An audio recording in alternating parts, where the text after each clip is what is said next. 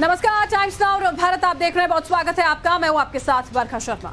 नमस्कार, स्वागत है आपका। मैं हूं आपके साथ अनंत त्यागी। वक्फ एक्ट को हथियार बनाकर कैसे देश भर में संपत्तियां हड़पी जा रही और कैसे वक्फ के नाम पर जमीन के कब्जे का सीक्रेट खेल चल रहा है, ये लगातार आपको टाइम्स नाउ भारत बता रहा है।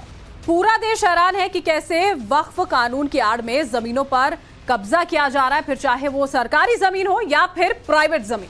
लेकिन सवाल यह है कि इस तरह के कानून को रहना क्यों चाहिए जो सिर्फ एक समुदाय को ऐसे असीमित अधिकार देता है जो अधिकार किसी और धर्म के लोगों के पास नहीं।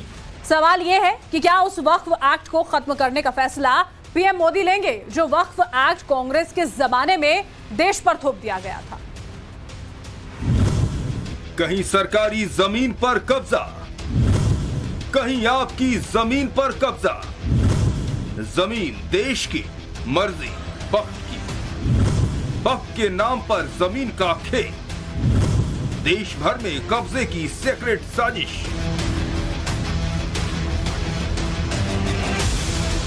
दिल्ली से लेकर तमिलनाडु तक, यूपी, उत्तराखंड से लेकर गुजरात तक, पूरे देश में टाइम्स नाउ भारत ने वक्फ के नाम पर चल रहे उस सीक्रेट खेल का खुलासा किया तो पूरे देश को पता चला कि वक्फ के नाम पर आखिर इस देश में क्या चल रहा है।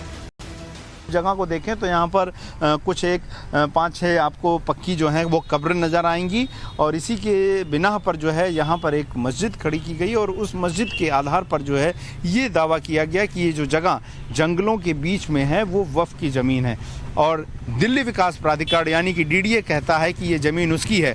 और इसी की एक तस्वीर हम आपको नीचे चल के दिखाएंगे। एक बहुत बड़ा भूभाग जो है महरौली के जंगलों का है जहाँ पर ये मस्जिद खड़ी की गई है सिर्फ इस बिना पर कि यहाँ पर कुछ कब्र हैं, मज़ार हैं, लेकिन दिल्ली विकास प्राधिकरण का कहना कुछ और है। और राजधानी दिल्ली की बात करें तो यहाँ पर सैकड़ों ऐसी ज़मीन है जिनको लेकर दिल्ली विकास प्राधिकरण और दिल्ली वक्फ बोर्ड के बीच में मालिकाना हक को लेकर विवाद है। दिल्ली में ऐसी कई प्रॉपर्टी है जो दिल्ली की प्राइम लोकेशन में है और जिसकी कीमत करोड़ों रुपए है और जो कभी सरकारी विभागों के कंट्रोल में थी, उन प्रॉपर्टी पर अब वक्फ बोर्ड का कब्जा है। और अगर ऐसी किसी प्रॉपर्टी का सरकार किसी और मकसद से इस्तेमाल करती है तो वक्फ बोर्ड कोर्ट चला जाता है।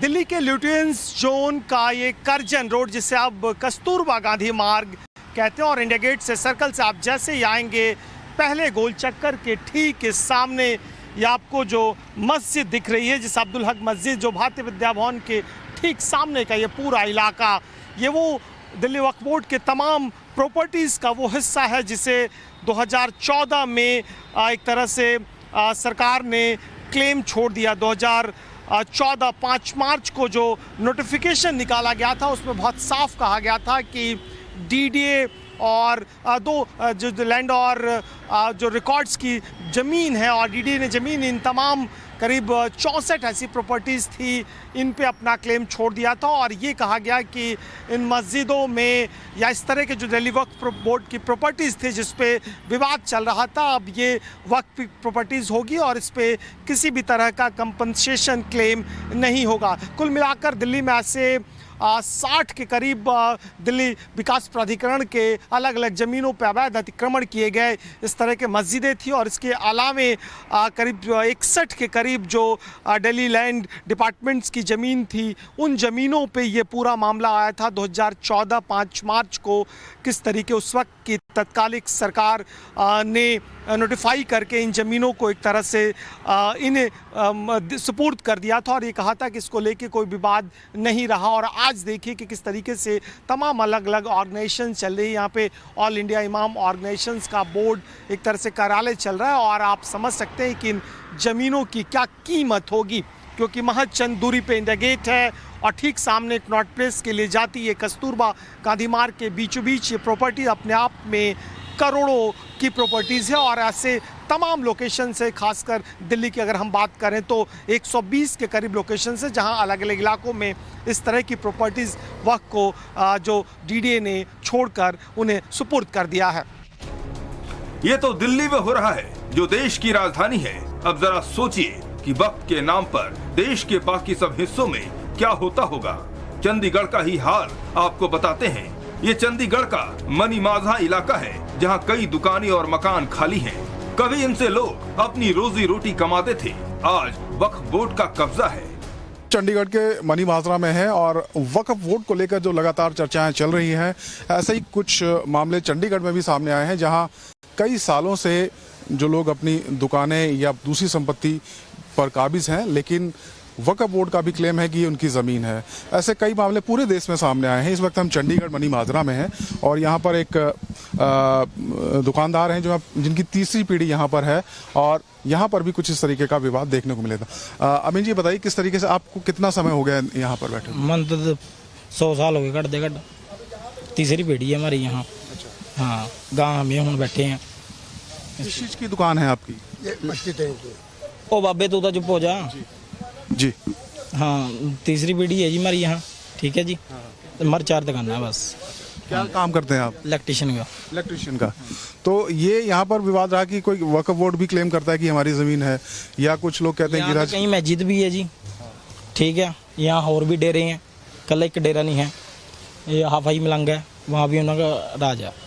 वो कहते मेरी जगह है पर है नहीं जगह उन्होंने। तो अब मालिकाना हक है आपका? हाँ है जी। हाँ जी। और आपके अलावा और भी लोग हैं जो इस जमीन पर हैं, जिनकी दुकानें हैं? ना, और कोई नहीं है जी, हम ही है सिर्फ यहाँ। अच्छा, आपकी 4 दुकानें? हाँ जी। और यहाँ पर क्या वक्फ बोर्ड की और भी जमीन है यहाँ पर आपको जाना? नहीं, यहाँ और कोई जमीन नहीं है। इतना ही नहीं, कई रिहायशी संपत्तियों को वक्फ बोर्ड ने दावा करके अपना नोटिस चस्पा कर दिया। विवाद के बाद सालों गुजर गए, जिसकी कल तक यहाँ रोजी रोटी चलती थी, आज सब खत्म हो गया। बात सिर्फ दिल्ली या चंडीगढ़ की नहीं है, देश के कई राज्यों और कई शहरों में ये खेल चल रहा है। आम आदमी की जीवन भर की कमाई चौपट हो जाती है। इसका जीता जागता उदाहरण है देहरादून का। मैं आपको दिखाना चाहूंगा, मेरे पीछे ये एक मजार है। ये मजार है खसरा नंबर 6-8-11 की, और जबकि इसके बराबर की जो प्रॉपर्टीज हैं वो खसरा नंबर 3 की हैं। और खसरा नंबर 3 पर वक्फ बोर्ड जो कहता है, उसका कहने के अनुसार ये है कि ये जो खसरा नंबर 3 है उस पे सीधा सीधा अधिकार उन लोगों का है। लेकिन इस अधिकार के कहने के बाद वक्फ बोर्ड इन संपत्तियों पर काफी अपना हक जताता है, जिसकी वजह से एक आम आदमी जिसने जीवन भर की कमाई अपनी इस पूरी संपत्ति को खरीदने में लगा दी, उसके बाद वो आज दर-दर की ठोकरें खाने को मजबूर है। इस बाल की सफेदी और चेहरे की झुर्रियां देखिए, नाम है जय भगवान। इन्होंने अपनी मेहनत और खून पसीने की कमाई से जमीन का एक टुकड़ा खरीदा ताकि भविष्य में अपने बच्चों के लिए छोड़ जाएं। लेकिन देहरादून की ये संपत्ति आज जय भगवान जी के पास नहीं है। उनका दर्द बयां उनसे ही सुनिए। 10-12 साल से मतलब ये वक्फ बोर्ड वाले हमारे को परेशान कर रहे हैं, और हमने इनसे IKR से भी सूचना मांगी थी, तो इन्होंने हमारे को बताया कि हमारे पास दानकर्ता का नाम और स्वामित्व संबंधी अभिलेख इस कार्यालय में उपलब्ध नहीं है। हाँ। और इसलिए हमारे को न्याय मिलना चाहिए।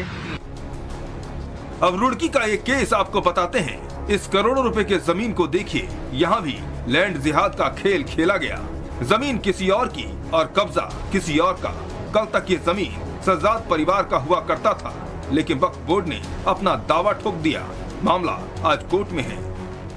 अब देखिए, हम सुप्रीम कोर्ट जीत चुके हैं। अब ये ट्रस्ट का पैसा है, वो तो चाहते हैं कि मुकदमे चलते रहें, उनकी कमाई होती रहे। कोई आम नागरिक होता है या आप या हम होते, एक पार्टी हारने के बाद अपने घर बैठ जाते हैं। उनका ट्रस्ट का पैसा है, जेब से पैसा लग नहीं रहा किसी का। जो भी अधिकारी आता है अपने से नई कार्रवाई करते हैं। ये वक्फ बोर्ड का तो यहाँ लूट मचाई का धंधा है। आप देखिए, यहाँ 50 करोड़ रुपए की FDI तरह की और 10 करोड़ रुपए की सालाना कमाई है। लेकिन यहाँ आने वाले जायरीन को बताइए क्या सुविधा है वक्फ बोर्ड की तरफ से? यहाँ जायरीन को क्या सुविधा है? कोई भी सुविधा नहीं है। जब जमीन विवाद कोर्ट में लंबा चला तो वक्फ बोर्ड कंप्रोमाइज की भूमिका में आ गया। पीड़ित परिवार को कंप्रोमाइज नामा भी दिया गया। आप समझ गए होंगे कि माजरा क्या है।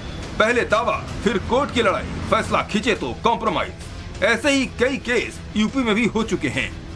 यूपी में काफी सुधार हुआ है आदरणीय योगी जी के नेतृत्व में। जब से यहाँ पर उत्तर प्रदेश में सरकार आई है तो काफी करप्शन पर हम लोगों ने अंकुश लगाया है, जीरो टॉलरेंस की नीति पर काम किया आदरणीय योगी जी की सरकार में।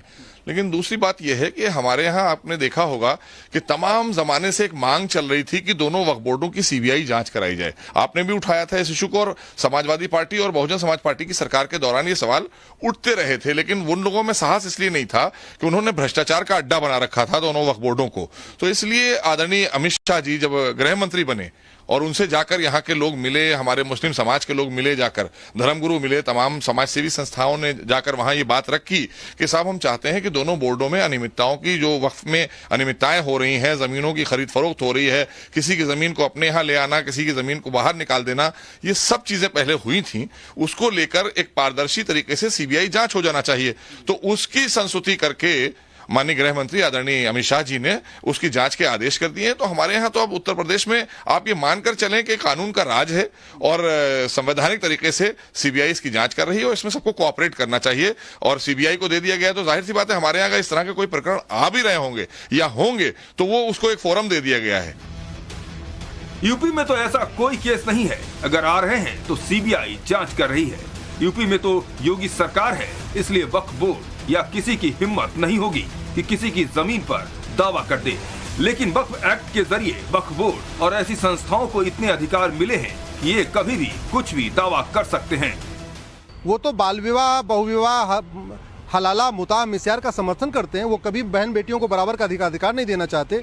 संविधान में जो समान नागरिक संहिता है उसका विरोध करते हैं। तो जितने भी संवैधानिक काम है उनका विरोध करते हैं। इसलिए मैंने कहा है कि ये इस संगठन को सुनना नहीं चाहिए। वक्फ एक्ट को अधिकार बनाकर संपत्तियों पर कब्जा करने का ये मामला तमिलनाडु के त्रिची से खुला था, जहां एक हिंदू बहुल गांव की जमीन पर ही वक्फ बोर्ड ने दावा कर दिया था और वहां कई लोगों को अपनी ही जमीन बेचने के लिए वक्फ बोर्ड की एनओसी लेने के लिए मजबूर किया गया। त्रिची में ही नट्टर शाह मस्जिद का भी एक मामला आया है, जहां मस्जिद के पास की जमीन पर वक्फ बोर्ड ने दावा कर दिया कि जिस जमीन के बारे में वहां के स्थानीय लोगों का कहना है कि ये जमीन पीढ़ियों से उनके पास है, लेकिन वक्फ बोर्ड अब अपना दावा जता रहा है। Bureau report, times now, Navbharat.